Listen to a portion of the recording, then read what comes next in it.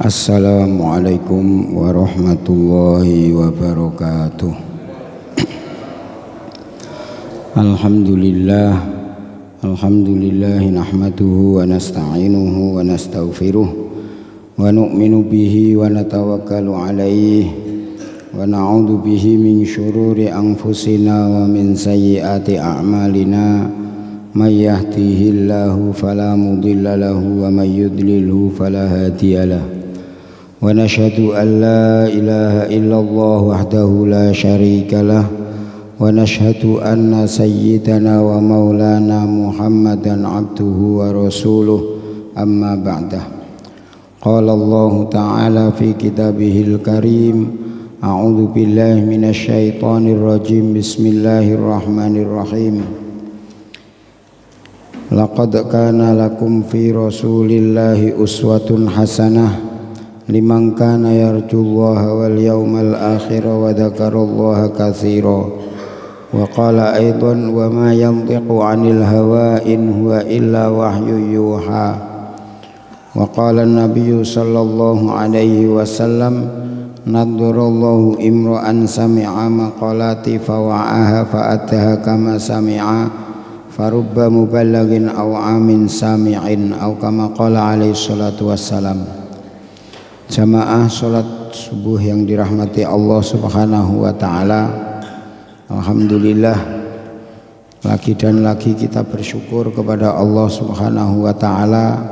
Allah ta'ala masih memberikan nikmat, karunia, anugerah, hidayah, inayah, taufik dan macam-macam Allah ta'ala berikan kepada kita, sehingga kita masih diberikan kesempatan oleh Allah ta'ala untuk taat kepada Allah subhanahu wa ta'ala. Semoga ketaatan kita ini diterima oleh Allah ta'ala, termasuk catatan amal kebaikan kita yang nantinya Allah ta'ala akan balas dengan surganya Allah ta'ala. Amin Allahumma amin. Salawat serta salam semoga tercurah kepada junjungan kita Nabi besar Muhammad sallallahu alaihi wasallam beserta keluarganya, sahabatnya, tabi'in dan tabi'atnya, dan semoga kita diakui sebagai umatnya. Amin Allahumma amin. Jamaah sholat subuh yang dirahmati Allah ta'ala, kita akan melanjutkan hadis qudsi nomor 56 halaman 341.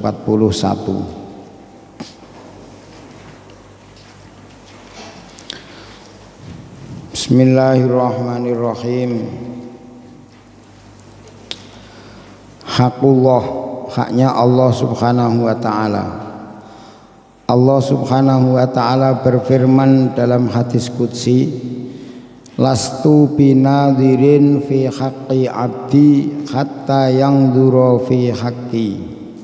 Rawahu Tabarani. Tidaklah aku akan memperhatikan hak hambaku sebelum ia menunaikan hakku. Tidaklah aku akan memperhatikan hak hambaku sebelum ia menunaikan hakku. Hadis qudsi riwayat Imam Tabarani dalam kitabnya Al-Kabir yang bersumber dari Ibnu Abbas radhiyallahu anhuma. Jamaah sholat subuh yang dirahmati Allah ta'ala, manusia itu diciptakan oleh Allah ta'ala untuk Allah ta'ala. Allah ta'ala menciptakan dunia beserta isinya, yang nampak ataupun yang tidak nampak, yang kita bisa melihat ataupun yang belum bisa kita lihat. Bahkan sebagian ulama mengatakan ada 18.000 jenis makhluk yang Allah ta'ala ciptakan. Itu semua diciptakan oleh Allah ta'ala untuk manusia. Ad-dunya khuliqat lakum. Dunia itu diciptakan untuk kalian. Jadi seluruh dunia beserta isinya ini diciptakan oleh Allah ta'ala untuk manusia. Tapi manusia diciptakan oleh Allah ta'ala untuk akhirat, untuk berkhidmat kepada Allah Ta'ala. Wa antum khuliqtum lil akhirah, sementara kalian diciptakan untuk akhirat. Dalam hadis qudsi yang lain Allah Ta'ala berfirman, ya dunya ukhdumi man khodamani wastakhdimi man khodamaki. Wahai dunia, layanilah orang-orang yang melayani aku dan mintalah pelayanan kepada orang-orang yang melayanimu. Jadi manusia itu diciptakan oleh Allah Ta'ala, tujuannya adalah untuk Allah Ta'ala. Dalam Al-Quran dikatakan, wa ma khalaqtul jinna wal insa illa liya'budun, tidaklah aku ciptakan jin dan manusia kecuali untuk menyembah kepadaku. Jadi tujuan Allah Ta'ala menciptakan manusia ini jelas. Kemudian Allah Ta'ala ciptakan manusia ke atas permukaan bumi ini, maka manusia tidak hidup sendirian. Manusia ini adalah makhluk sosial. Maka ketika manusia tidak hidup sendirian, tentunya juga ada hak dan kewajiban yang harus ditunaikan, baik kewajiban terhadap Tuhannya ataupun kewajiban terhadap sesamanya, atau bahkan kewajiban terhadap makhluk-makhluk yang lain. Artinya manusia ini tidak hanya sekedar diciptakan oleh Allah Ta'ala untuk beribadah kepada Allah, kemudian tidak mengurus kanan kirinya, tidak. Termasuk cara Allah Ta'ala bagaimana manusia beribadah kepada Allah Ta'ala ini, diantaranya juga manusia khidmat kepada orang tuanya, khidmat kepada tetangganya, khidmat kepada makhluk-makhluk yang lainnya. Kenapa? Karena yang namanya ketaatan kepada Allah Ta'ala ini merupakan wujud ibadah kepada Allah. Begitu juga ketika kita berkhidmat kepada kanan kiri kita, maka itu juga wujud ketaatan kita kepada Allah. Kenapa? Karena ada perintah Allah Ta'ala di sana, karena ada sunnah Nabi Shallallahu Alaihi Wasallam di sana.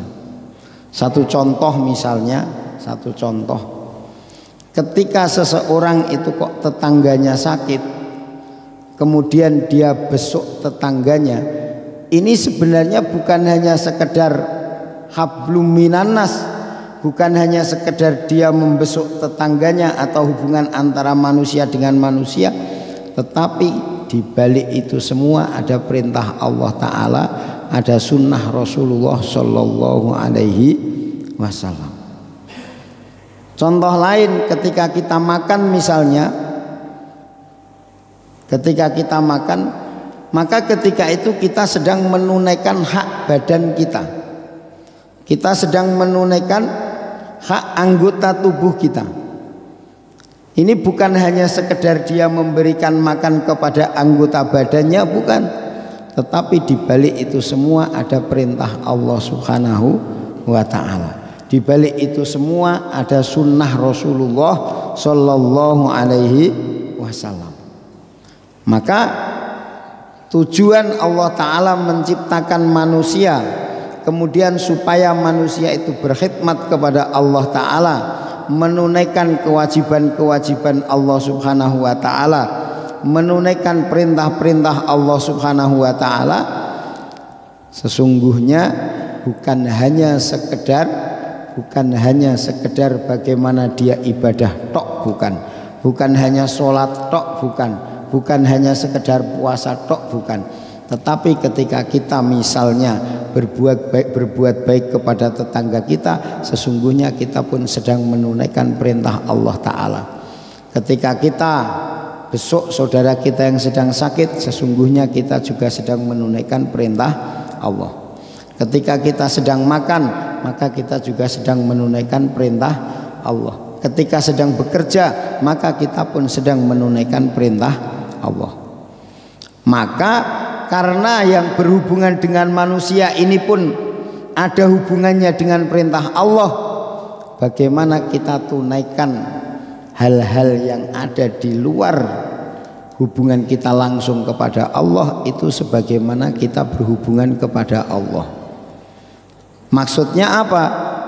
Maksudnya ketika seseorang itu sholat misalnya, dia khusyuk, dia berdiri dengan tegak, sebelum sholat dia berwudu dengan sempurna. Tidak ada orang mau sholat walaupun tidak diawasi, kemudian kok dia wudunya tidak cuci tangan, tidak ada.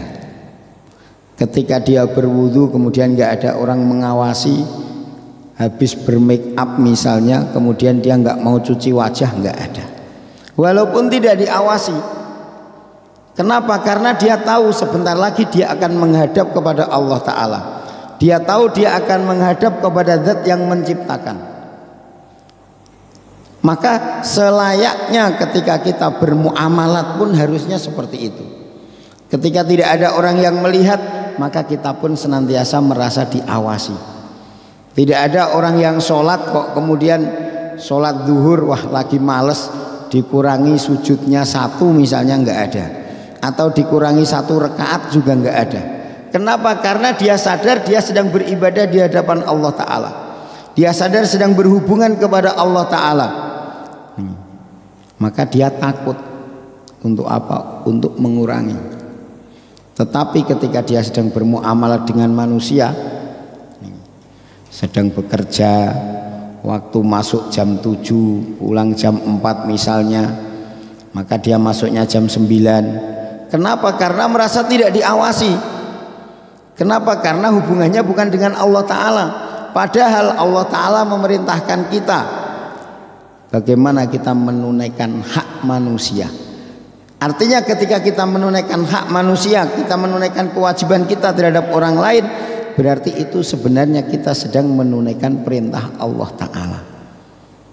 Seandainya manusia itu jujurnya di luar sholat sebagaimana ketika sholat, maka selesai semua masalah. Seandainya kehidupan manusia di dalam sholat itu kok dibawa keluar sholat, Masya Allah, nggak ada orang sholat kok matanya kok tengok sana tengok sini, nggak ada. Orang sholat itu matanya paling tidak itu yang dilihat itu di depannya, itu minimal. Bahkan banyak ketika dia sholat yang dilihat tempat sujudnya. Tundukkan pandangan ketika dia di luar sholat. Begitu juga ketika sholat, nggak ada orang sholat kok bicara jorok, nggak ada. Bicaranya zikir kepada Allah, bicaranya Al-Quran, bicaranya tasbihat, itu saja. Begitu juga ketika orang sholat, maka telinganya akan memperhatikan bacaan imam. Nggak ada orang sholat kok bacaan imamnya lagi membaca suratan misalnya, atau membaca Fatihah kok malah memperhatikan musik yang ada di kanan kiri masjid, nggak ada. Kalau toh terdengar itu wajar, tetapi dia akan berusaha bagaimana mendengarkan bacaan imamnya. Artinya apa? Artinya seseorang ketika menyempurnakan ibadahnya kepada Allah, menyempurnakan hak-haknya Allah Subhanahu wa Ta'ala, maka otomatis dia akan menyempurnakan hak-haknya manusia.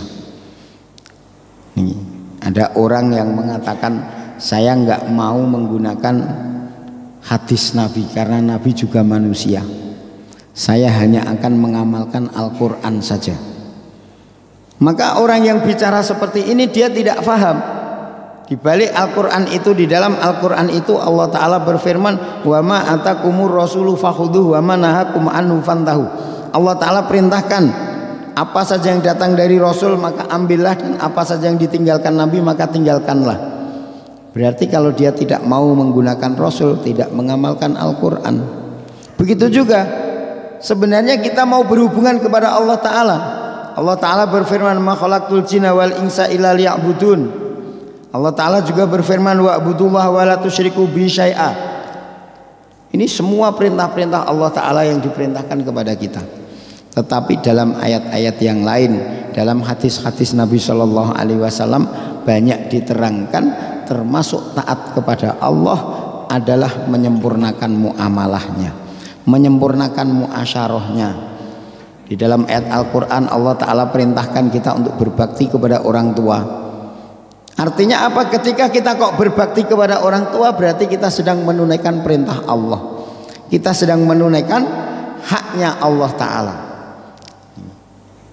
Maka hadirin yang dirahmati Allah Subhanahu wa taala, di sini Allah Subhanahu wa taala berfirman dalam hadis qudsi, lastu binadirin fi haqqi abdi. Aku tidak akan menunaikan atau tidak akan memperhatikan hak hambaku sebelum ia menunaikan hakku. Kalau kita melihat hadis qudsi ini, seakan-akan Allah Ta'ala meminta kita untuk menunaikan haknya Allah Ta'ala. Seakan-akan Allah Ta'ala meminta kita untuk menunaikan haknya Allah Ta'ala. Bahkan Allah Ta'ala tidak akan memberikan haknya kepada kita sebelum kita menunaikan haknya Allah Ta'ala. Jadi seperti orang berjual beli, Pak.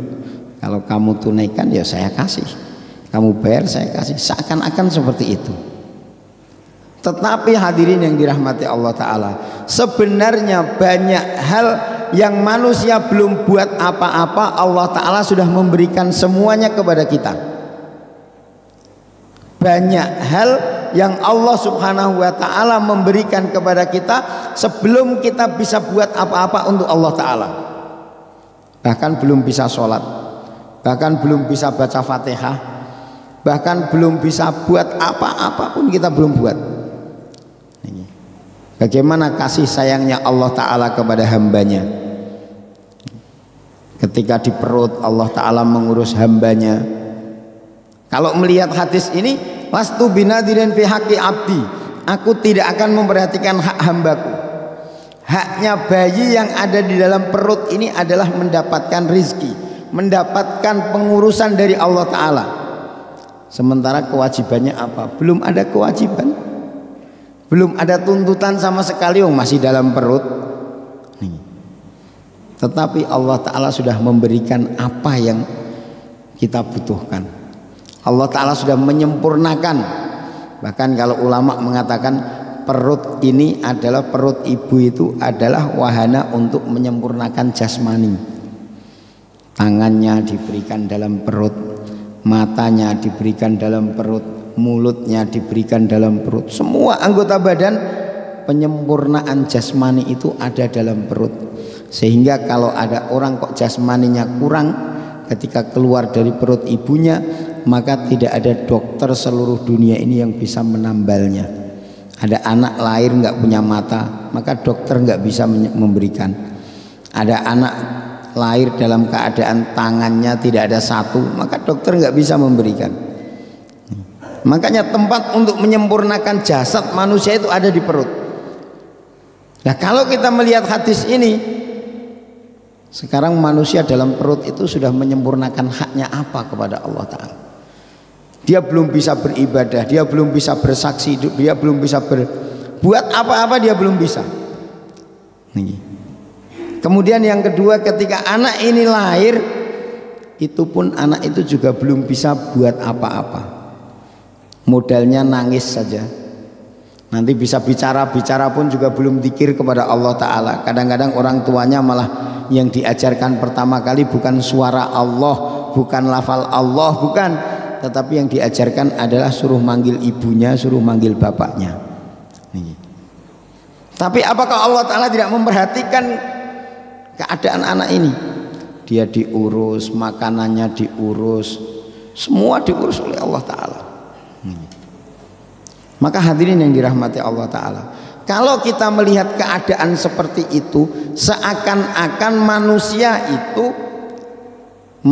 itu tidak ada ketaatan, belum buat apa-apa, dan Allah Ta'ala telah memberikan segala-galanya. Padahal hadisnya apa? Lastu binadirin fi haqqi abdi hatta yang duro fi haqqi. Aku tidak akan memperhatikan hak hambaku sebelum hambaku memperhatikan hakku.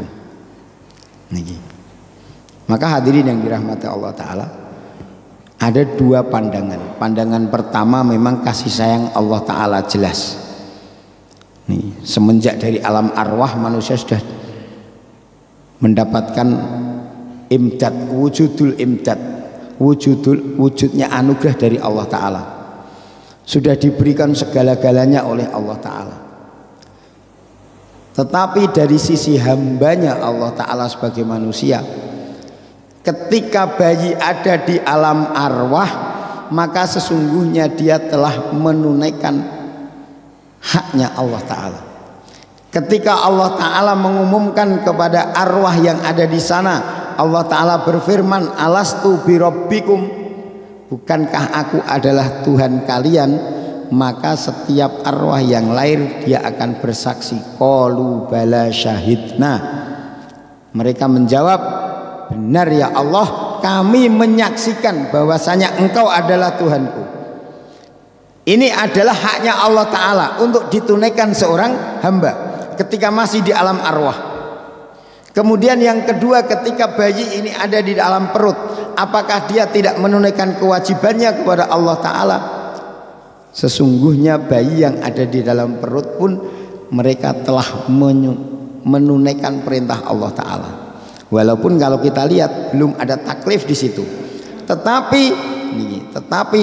Allah Ta'ala ketika memerintahkan bayi itu ada di dalam perut, disempurnakan dari mulai air, kemudian dirubah menjadi darah, diubah lagi menjadi daging, kemudian Allah Ta'ala berikan tulang, Allah Ta'ala tiupkan ruh.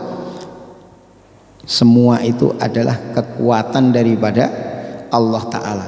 Tetapi bayi ketika Allah Ta'ala akan memberikan segala-galanya di dalam perut, maka ketika itu tidak ada wujudul munazaah, taslim, pasrah, tawakal kepada Allah, qanaah apa yang diberikan Allah. Bayi yang ada di dalam perut ini sifat-sifat hambanya wujud semua. Sehingga saya pernah sampaikan, Imam Abu Hasan Asyadzili rahmatullah alaih, termasuk salah satu doanya, ya Allah, aturlah aku sebagaimana engkau mengatur aku ketika aku belum ada. Ya Allah, aturlah aku sebagaimana engkau mengatur aku ketika aku belum ada. Ketika kita belum ada, ketika kita masih ada dalam perut ibu, ketika kita belum bisa apa-apa, maka aturan Allah Ta'ala yang berjalan, dan aturan Allah Ta'ala sempurna. Berarti kewajiban seorang hamba ketika ada di dalam perut apa? Taslim saja, tidak adanya munazaah, tidak adanya wujud tadbir, tidak adanya mengatur bersama dengan Allah. Ketika dia apa yang diberikan Allah Ta'ala dia terima, Allah Ta'ala sempurnakan. Begitu dikeluarkan, maka bayi tidak bisa apa-apa, hanya pasrah kepada Allah. Ketika wujud pasrah kepada Allah Ta'ala itu kok sempurna. Wa may yatawakkal 'alallah fahuwa hasbuh. Barang siapa tawakal kepada Allah, maka sesungguhnya Allah Ta'ala yang mencukupi. Tawakal, Pak. Ini bayi hanya modal tangisan, tapi disempurnakan semua. Kalau kita melihat aslinya seakan-akan lastu binadirin fi haqqi abdi hatta yanzura fi haqqi. Apakah bayi melihat haknya Allah Ta'ala? Jelas seorang bayi nggak mungkin dia maksiat kepada Allah. Jelas seorang bayi hanya taslim saja kepada Allah. Bayi ini nggak bisa apa-apa, dia hanya nurut saja. Tetapi begitu dia dewasa, mulai dia maksiat. Ketika dia maksiat, sudah mulai meninggalkan kewajiban-kewajiban Allah. Ketika dia mulai dewasa, maka mulai menjalankan perintah meninggalkan perintah Allah, bahkan menjalankan larangan Allah. Kapan orang itu mulai maksiat? Ketika dia sudah mulai menginjak dewasa. Nggak ada bayi kok maksiat, nggak ada. Nih. Maka di sini ada dua pandangan anak yang belum balik, ada dua pandangan anak yang masih ada di alam arwah, ada dua pandangan anak yang ada di perut ibunya. Pandangan pertama, dia dicukupi oleh Allah Ta'ala. Allah Ta'ala senantiasa melihat haknya hambanya yang ada di perut ibunya. Karena apa? Karena dengan rahmatnya Allah Ta'ala, dengan sayangnya Allah Ta'ala. Banyak dalam hadis qudsi ataupun hadis yang lain, hadis-hadis Nabawi menerangkan bahwasanya sabaqat rahmati ala ghadabi. Rahmatnya Allah Ta'ala lebih didahulukan daripada kemarahannya Allah. Jadi Allah Ta'ala belum menuntut apa-apa kepada kita, kita sudah diberikan semuanya oleh Allah. Tetapi ketika dia mulai menginjak dewasa, mulai masuk akal balik, apa yang dikerjakan manusia? Manusia sudah banyak sekali acara, dan pikiran-pikiran manusia itu rata-rata bertentangan dengan perintah-perintah Allah, kecuali orang-orang yang dibimbing oleh Allah Ta'ala. Di sini dituliskan hak yang berhubungan dengan amalan. Ada hak Allah Subhanahu wa Ta'ala terbagi dua. Ada hak yang berhubungan dengan amalan, ada hak yang berhubungan dengan iktikad.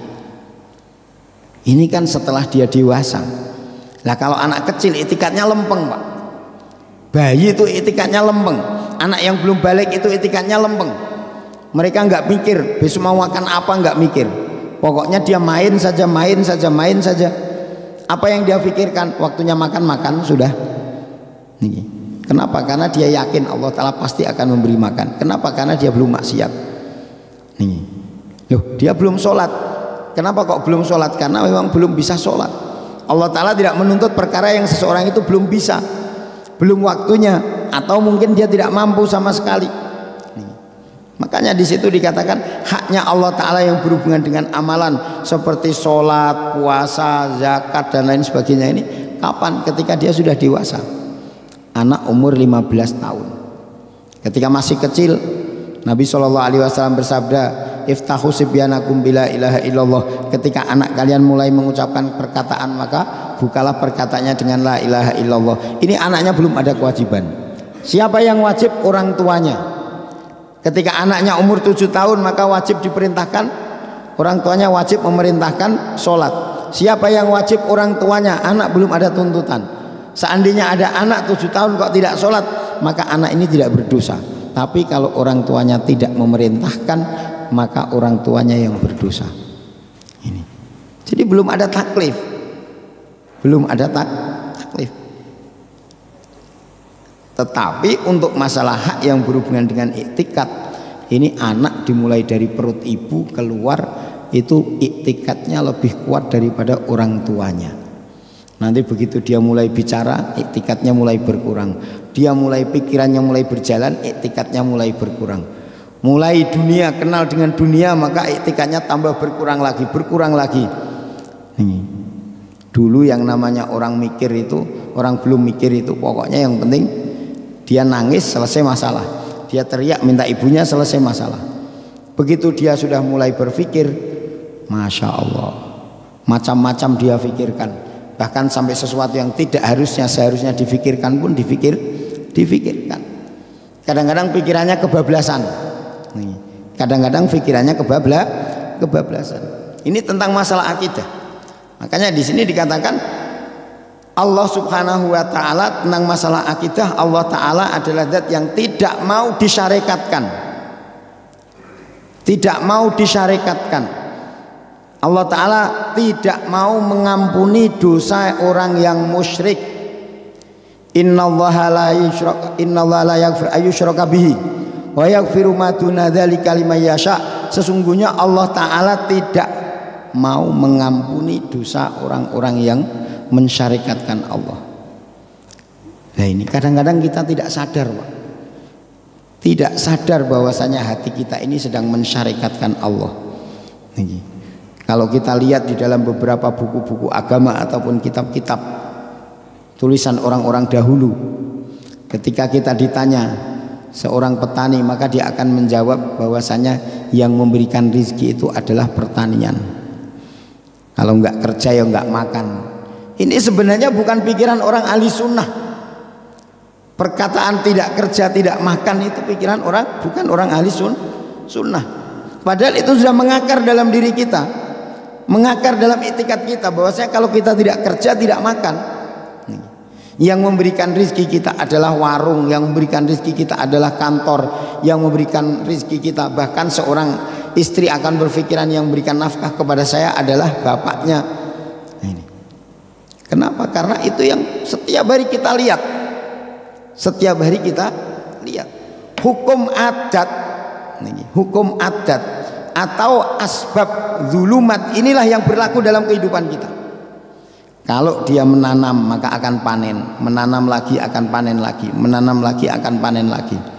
Padahal nggak ada kepastian. Allah Ta'ala tidak pernah menjanjikan kalau kamu menanam pasti akan panen, nggak ada. Orang dagang untung, dagang untung, dagang untung. Apakah dalam dagang ada janji untung? Enggak ada. Yang ada janji untung itu adalah ketika orang mau beriman kepada Allah, maka pasti dia akan diberikan surga. Orang kok taat kepada Allah, maka pasti Allah Ta'ala akan berikan kehidupan yang sejahtera. Ini janji Allah Ta'ala. Tetapi karena yang kita lihat setiap hari seperti itu, yang kita dengarkan seperti itu, yang kita pikirkan seperti itu, sehingga asbab-asbab zulumat. Sadar atau tidak kita, kalimat la ilaha illallah itu dua bagian. La ilaha ini bagaimana? Tidak ada Tuhan sama sekali, tidak ada yang bisa memberi manfaat, madorot, tidak ada yang bisa memberi rizki, tidak ada yang bisa memberikan apapun kepada kita, illallah. Baru kita masukkan kecuali Allah. Illallah kalau dalam bahasa nahwu itu ada tahsir, yang lain nggak bisa sama sekali. Jadi illallah, yang namanya adat la dengan ilah itu nggak ada yang lain. Ada yang datang nggak ada kecuali Pak Imam. Siapa yang datang? Pak Imam saja. Muadzinnya pun nggak datang. Ini namanya adat hasir. Berarti kalau menggunakan adat hasr, la ilaha illallah, tidak ada yang berhak disembah kecuali Allah, tidak ada yang bisa memberi manfaat kecuali Allah, tidak ada yang bisa memberi madorot kecuali Allah, tidak ada yang bisa memberi rezeki kecuali Allah. Hanya Allah Ta'ala tok. Paham? Tapi Pak Ustadz, yang kita lihat itu kan kita bekerja juga baru Allah Ta'ala tak berikan.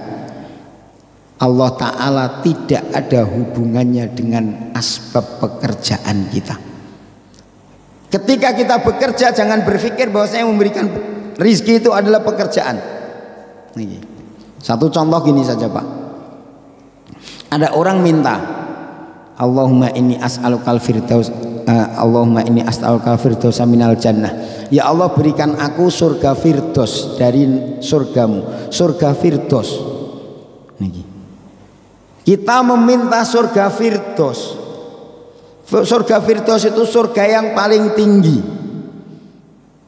Ya betul. Nah sekarang kalau kita mau berkaca, amalan kita itu seperti apa kan gitu nih. Orang sekelas Abu Nawas saja, beliau mengatakan ilahi lastulil firdausi ahla wala aqwa alan naril jahimin. Ya Allah, aku tidak pantas untuk menjadi ahli surga firdausmu.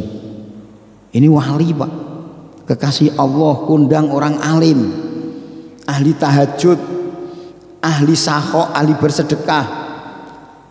Beliau mengatakan lastulil firdausi ahla, aku tidak termasuk ahli surga firdausmu. Lah kita kok berani minta surga firdaus? Kenapa?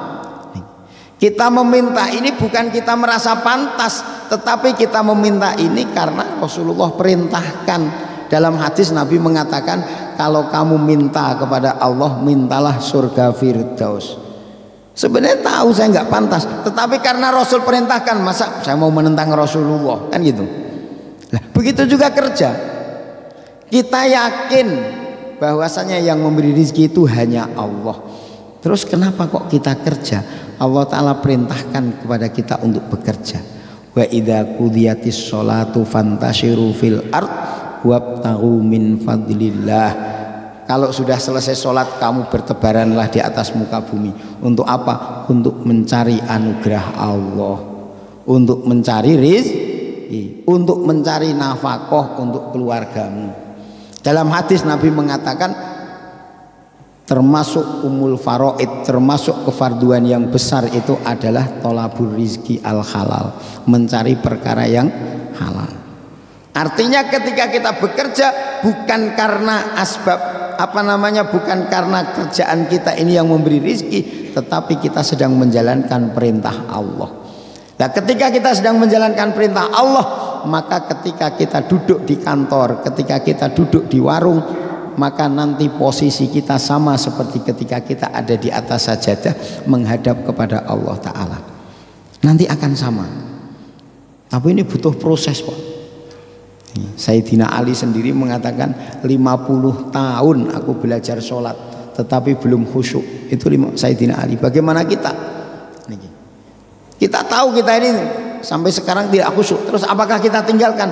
Saya mendingan nggak sholat daripada nggak khusyuk. Ya nggak bisa seperti itu. Karena ini perintah Allah Ta'ala. Makanya di sini antara amaliyah dengan akidah, antara hak Allah Ta'ala yang berhubungan dengan amal, antara hak hubungan Allah Ta'ala yang berhubungan dengan jasad, dengan yang berhubungan dengan akidah, ini tempatnya beda, suasananya juga beda. Kewajiban Allah Ta'ala, kewajiban kita kepada Allah, hati kita tidak boleh mensyarikatkan Allah.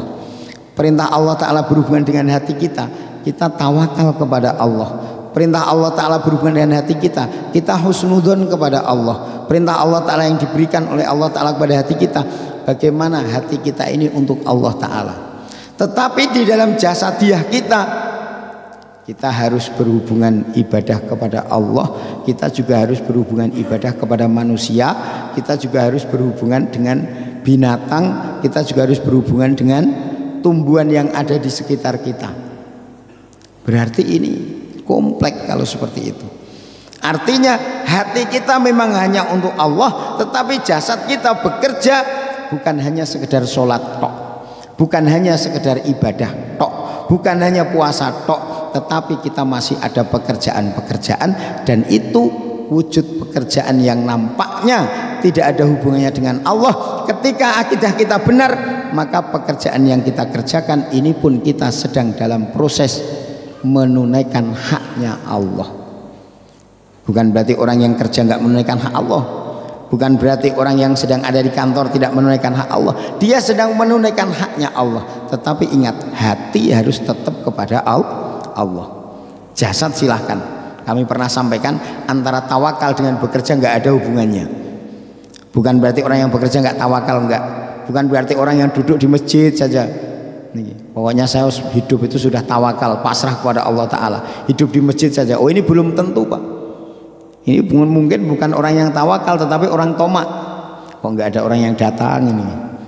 Kapan orang mau nyamperin saya? Kok nggak pada paham? Oh, nampaknya dia tawakal, lahiriahnya nampaknya tawakal, tetapi tomak. Kenapa? Karena tidak bisa memadukan antara hati dengan jasad. Ada yang orangnya duduk di toko, bahkan tokonya bukan satu, dia punya toko 10, tetapi huwa min sayyidul mutawakilin misalnya. Dia termasuk orang yang paling tawakal. Bisa saja bisa. Bisa saja bisa. Makanya di sini antara haknya Allah Ta'ala yang nampak yang harus kita tunaikan dengan antara haknya Allah Ta'ala yang tidak nampak, yang batiniah, yang hubungan dengan iktikad, ini harus kita selaraskan. Nah, kalau sudah bisa seperti itu, maka apapun yang kita kerjakan semua untuk Allah Ta'ala. Kalau apa yang kita kerjakan semua milik Allah Ta'ala, semua untuk Allah Ta'ala, maka nanti kita lihat di depan bagaimana Allah Ta'ala memposisikan hambanya yang seperti itu. Allah Ta'ala berfirman dalam hadis qudsi, di depan dikatakan, saya akan menjadi matanya ketika dia melihat. Artinya apa? Matanya akan dijaga, nggak melihat maksiat. Saya akan menjadi tangannya ketika dia memukul, tangannya akan dijaga Allah Ta'ala. Saya akan menjadi kakinya ketika dia berjalan, jalannya pun akan dibimbing oleh Allah Ta'ala. Bahkan Allah Ta'ala berfirman, ketika hambaku mendekatiku dengan satu jengkal, aku akan mendekatinya dengan sehasta. Ketika hambaku mendekatiku sehasta, aku akan mendekatinya sedepa. Ketika hambaku mendekatiku berjalan, aku akan mendekatinya dengan berlari. Inilah Allah Ta'ala.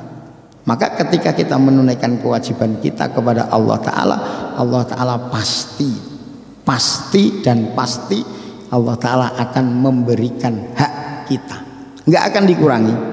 Allah Ta'ala nggak akan mengurangi. Tapi syaratnya tadi, kita tunaikan kewajiban kita kepada Allah, baik yang hubungannya dengan akidah, yang hubungannya dengan batiniah, maupun yang hubungannya dengan lahiriah. Kemudian hadis qudsi yang berikutnya, yang 57. Bismillahirrahmanirrahim.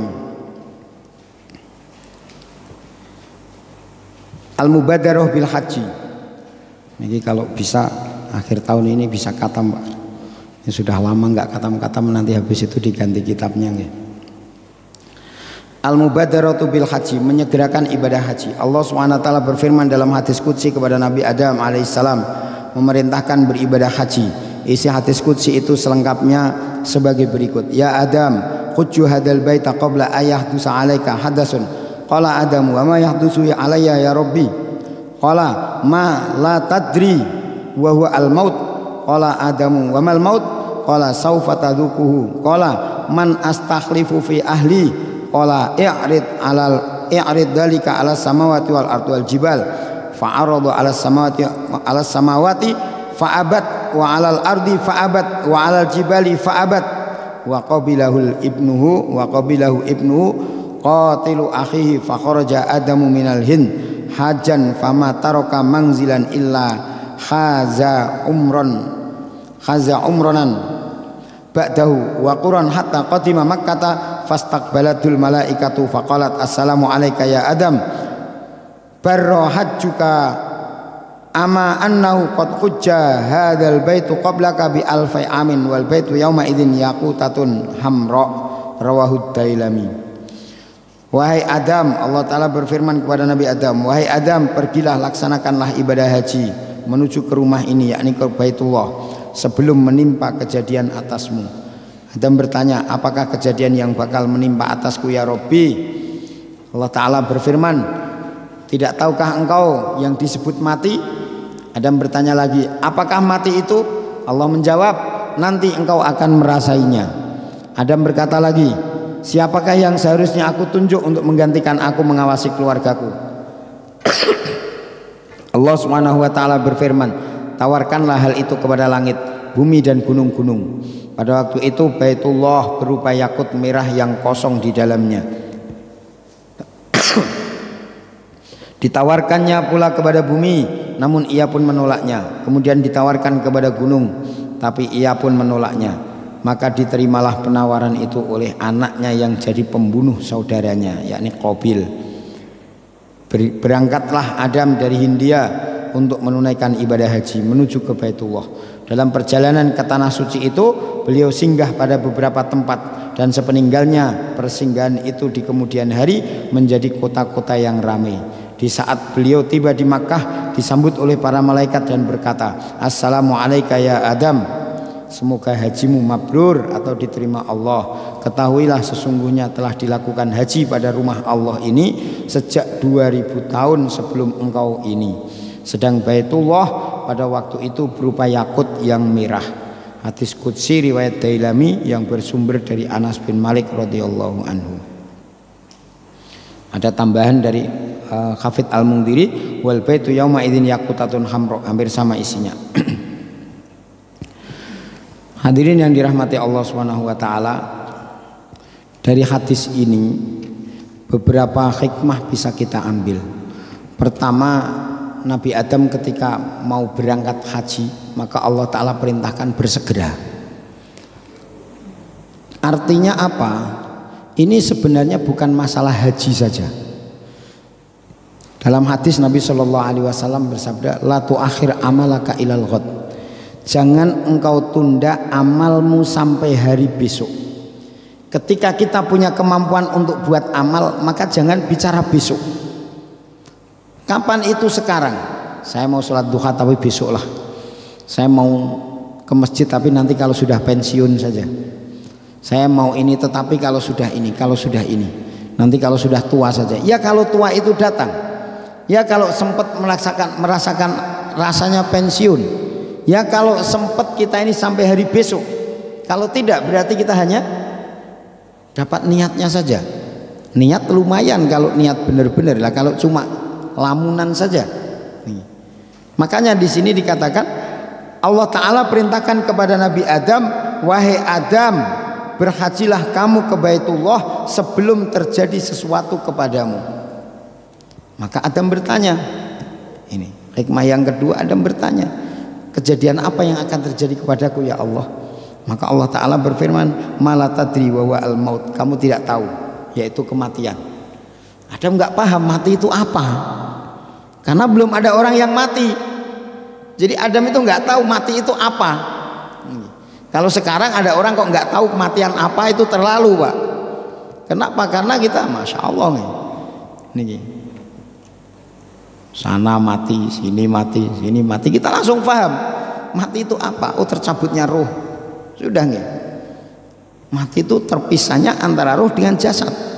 Tapi Allah Ta'ala mau menerangkan kepada Nabi Adam seperti itu, belum ada contohnya. Makanya Allah Ta'ala tidak memberikan keterangan panjang-panjang. Kamu tidak tahu kejadian itu adalah mati. Adam bertanya lagi, wamal maut, apa itu mati? Allah Ta'ala hanya mengatakan satadukuhu, kamu nanti akan merasakan. Nah kalau sudah merasakan mati nggak hidup lagi kan itu nih, sudah terlambat nih. Mau menunggu kematian baru mau haji nggak bisa Pak. Nih saya nanti mati mau ngapalkan Quran kalau sudah mati dikubur saja nggak bisa. Saya mau sholat nanti dikubur saja setelah mati nggak bisa. Amal itu sekarang, tadi kami sampaikan, tempat menyempurnakan jasad itu dalam perut, tempat menyempurnakan amal itu di dunia. Kalau orang kok menyempurnakan jasad di dunia, keliru Pak, keliru. Makanya nggak boleh sama Allah Ta'ala. Hidungnya kurang mancung, disuntik silikon supaya mancung, nggak boleh Pak. Wajahnya kurang putih, akhirnya dioperasi plastik. Janggutnya kurang lancip, dilancipkan. Ini bukan tempat menyempurnakan jasad. Jasad kamu sudah sempurna. Laqad khalaqnal insana fi ahsani taqwim. Dunia ini bukan tempat untuk menyempurnakan jasad. Dunia ini untuk menyempurnakan amal, untuk menyempurnakan amal. Nanti dikubur, masuk kubur untuk istirahat, masuk akhirat untuk menyempurnakan nafsu. Nah kalau di dunia kok menyempurnakan nafsu, nggak bisa sempurna. Di dunia kok pengen ngurusin nafsu, nggak bisa Pak. Nafsunya dengan kekuatannya nggak sebanding. Di dunia pokoknya saya pengen makan enak terus. Makan enak itu paling 1 piring 2 piring Pak, sampai 5 piring dia blending. Ada orang pengennya ngumpul ke wong wedok, perempuan cantik, itu paling kuat berapa? Bahkan kemarin kami waktu di Magelang itu Masya Allah, ada satu ulama menceritakan, katanya perkataan Sayyidina Ali. Ditanya, mau nikah? Nikah itu apa katanya? Nikah itu kalau orang Jawa bilang enak sak kelenteng, susai ketiga rendeng. Ternyata dulu Sayyidina Ali pernah mengatakan, an-nikahu huwa luzumu mahrin, wajib membayar mahar. Kemudian setelah itu sururu syahrin, senangnya cuma sebulan. Kemudian humu mudahrin, susahnya sampai mati seumur hidup. Kemudian kusuru dhuhrin, kebanyakan kumpul dengan istri, pecahnya tulang punggung. Kalau sudah tua ya dengkek Pak. Kemudian yang terakhir adalah nuzulu kubrin, masuk ke dalam kubur. Sudah selesai. Nggak bisa, karena memang bukan tempat menyempurnakan nafsu. Apapun nafsunya ketika di dunia, hanya besar nafsunya tok. Prakteknya badan kita nggak siap. Pokoknya saya pengen pergi ke seluruh dunia, mau sampai samperi semua. Alah baru dapat berapa kota sudah selesai Pak. Nyawa kita sudah selesai. Manusia kayak gitu. Pengen menaklukkan gunung yang pendaki, dapat berapa gunung sudah jatuh, selesai juga. Memang dunia bukan tempat menyempurnakan nafsu, nanti akan disempurnakan di akhirat. Nah kalau kita mau menyempurnakan ibadah kok dikubur, nggak bisa. Sekarang ini kita mau menyempurnakan ibadah, sekarang bukan besok. Sekarang kewajiban kita beribadah kepada Allah hanya sampai mati saja. Kalau kita mati besok berarti cuma sehari. Kalau kita matinya nanti sore berarti cuma 1. Dari sekarang sampai sore dong. Kalau kita kok umurnya masih setahun, berarti kewajiban kita tinggal setahun lagi. Makanya kita sudah nggak usah. Artinya ketika Allah Ta'ala merintahkan Nabi Adam untuk menyegerakan haji, sebenarnya bukan haji saja. Dengar adzan kamu cepat berangkat, karena kamu nggak tahu. Mungkin sebelum kamu berangkat sudah mati, kamu nggak tahu. Pokoknya setiap ada amal baik, Nabi mengatakan jangan engkau tunda amalan kamu sampai hari besok. Ini yang kedua. Yang kedua adalah Nabi Adam tidak tahu apa itu kematian karena belum ada contohnya. Ketika itu Nabi Adam mengatakan, man astahlifu fi ahli. Terus nanti kalau saya mati siapa yang akan menggantikanku?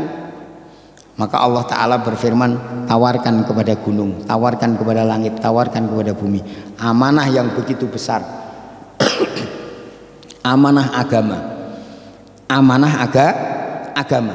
Tawarkan gunung, menolak. Tawarkan langit, tidak mampu. Tawarkan kepada bumi, tidak mampu. Yang menerima siapa? Yang menerima anaknya. Makanya karena menerima anaknya namanya Qabil. Orang yang menerima. Tapi Masya Allah, ternyata amanah itu begitu besar. Begitu menerima, ternyata dia orang yang pertama kali membunuh saudaranya. Orang yang pertama kali membunuh saudaranya. Ternyata yang pertama kali merasakan kematian bukan Nabi Adam, tapi malah anaknya Habil. Jadi yang pertama kali merasakan kematian itu bukan orang yang pertama kali diciptakan Allah Ta'ala. Paham? Makanya ini untuk apa? Untuk perhatian buat kita. Oh, ternyata mati itu tidak mesti bapaknya dulu, anaknya juga boleh. Bukan anaknya dulu, cucunya dulu juga boleh. Mati ini tidak urut siapa yang tua, tetapi sesuka Allah Ta'ala. Bahkan yang mati bukan anaknya yang gede, tapi anaknya yang kedua. Bukan anaknya yang anak pertamanya, tetapi malah anak yang kecil. Oh, ternyata memang kematian itu rahasia Allah. Makanya Allah Ta'ala berfirman, satadzuquhu, kamu nanti akan merasakan. Rasanya apa, seperti kematian seperti apa rasanya? Nabi Adam tidak tahu. Maka ketika Allah SWT berfirman seperti itu, ternyata yang Allah Ta'ala berikan kematian dulu anaknya. Supaya apa? Supaya Nabi Adam tahu. Dengan contoh ini loh, saya sering sampaikan, yang namanya pendidikan atau takrif penjelasan dengan contoh itu lebih mudah. Makanya Nabi sebagai suri taula dan sebagai contoh. Bapak mau didik anak kok dengan kata-kata sekarang capek tok, Pak. Nak, berangkat ke masjid sana, anaknya berangkat enggak? Kalau bapaknya berangkat, anaknya ikut. Tapi kalau bapaknya cuma ngomong, nak berangkat ke masjid, mbok pakaian itu yang bener toh nak pakai pakaian kok kayak gitu, kok ibunya nggak pakai jilbab, kira-kira ngikut nggak ngikut. Makanya Nabi baginda Adam alaihissalatu wassalam langsung diberi contoh, ini loh kematian itu seperti ini. Anakmu ketika dipisahkan antara ruh dan jasadnya sudah tidak bisa apa-apa lagi. Maka kamu ketika itu boro-boro kok mau haji, mau ngangkat telinga saja sudah nggak kuat. Makanya di sini Allah Subhanahu wa Ta'ala berfirman, tawarkan kepada semuanya, nggak ada yang mampu. Yang menerima adalah anaknya yang pertama kali membunuh qatilu akhihi. Kemudian Nabi Adam berangkat dari Hindia, fama taroka mangzilan illa haza umronan. Setiap kampung yang beliau lewati sekarang menjadi kota-kota besar. Sekarang menjadi kota-kota besar. Jadi itu kota yang sekarang gede, dari mulai Hindia sampai ke Mekah itu berarti dulu pernah disinggahi oleh Nabi Adam. Sampai di Mekah yang istiqbal, yang menyambut resepsionisnya adalah malaikat. Beliau mengatakan, assalamu alayka ya Adam barro hajjuka. Semoga Allah Subhanahu wa Ta'ala menjadikan hajimu haji yang mabrur, haji yang baik. Allah Subhanahu wa Ta'ala terima hajimu. Kemudian di sini dikatakan, hadal bait qablaka bi alfi amin wal baitu yauma idzin yaqutatun hamra. Wahai Adam, sesungguhnya Baitullah ini sudah dihaji atau sudah ditawafi 2000 tahun sebelum engkau datang ke sini. Kalau di dalam kitab Sirah Nabawiyah yang biasa kami bawa ketika hari Rabu sekarang itu ternyata Ka'bah itu sudah dirubah. Ada yang mengatakan 5 kali, ada yang mengatakan 6 kali. Pertama kali zaman Nabi Adam alaihissalatu wassalam dulu adalah satu batu merah yang di dalamnya kosong. Kemudian batu merah itu tembus pandang, sehingga kalau ada orang di dalam yang di luar melihat, ada orang yang di sebelahnya, orang itu melihat. Tapi karena dosa-dosa manusia, zaman Nabi Nuh alaihissalatu wassalam Ka'bah itu diangkat, yang tertinggal hanya pondasinya saja. Nah, ketika zaman Nabi Ibrahim alaihissalatu wassalam itu masih tetap ditawafi mulai zaman Nabi Nuh. Zaman Nabi Ibrahim alaihissalatu wassalam Allah Ta'ala perintahkan untuk membangun. Jadi pondasinya masih ada, hanya bangunannya bangunan Ibrahim alaihissalatu salam sampai beberapa kali pemugaran. Semoga Allah Ta'ala berikan kepada kita, Allah Subhanahu wa Ta'ala berikan kekuatan kepada kita yang sudah haji berangkat lagi, yang belum haji Allah Ta'ala segerakan kita bisa sampai ke sana. Amin Allahumma amin. Sebelum ditutup ada yang mau bertanya? Masih ada waktu. Ini waktu subuhnya agak siang Pak. Nggih, itu satu orang Pak Haji Sulaiman depan itu.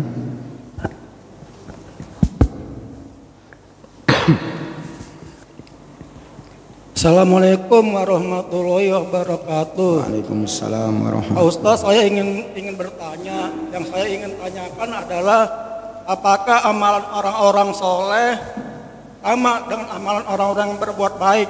Terima kasih Pak Ustaz. Apakah amalan orang soleh sama dengan amalan orang-orang yang berbuat baik? Jadi dalam diri seseorang itu ada namanya sifat, ada namanya amal. Ada namanya sifat, ada namanya amal. Kalau orang soleh itu sifat. Sifat itu menempel. Tapi kalau amal itu pekerjaan, fiil. Amal baik. Jadi kalau orang soleh itu orang yang hubungan baik dengan Allah Ta'ala dan dengan manusia. Nah kalau orang yang berbuat baik mungkin dia tidak begitu soleh, tetapi dia berbuat baik. Mungkin dia sholat, mungkin dia sedekah, mungkin dia puasa. Ini amal-amal baik jenisnya. Nah ketika orang itu kok terbiasa dengan amal baik, maka ada harapan dia akan menjadi soleh. Tapi kalau orang soleh mesti amalannya akan baik. Jadi kalau orang soleh itu mesti amalannya akan baik. Tetapi kalau orang yang berbuat baik belum tentu jadi orang soleh. Tetapi ada harapan ketika terus dikerjakan maka dia akan menjadi orang soleh. Kalau orang beramal kok karena Allah itu namanya orang beramal ikhlas. Tapi kalau orang setiap beramal karena Allah berarti dia orang yang mukhlis, orang yang punya sifat orang yang ikhlas. Jadi sifatnya, nah itu namanya orang soleh itu sifatnya. Jazakallah. Cukup nggih.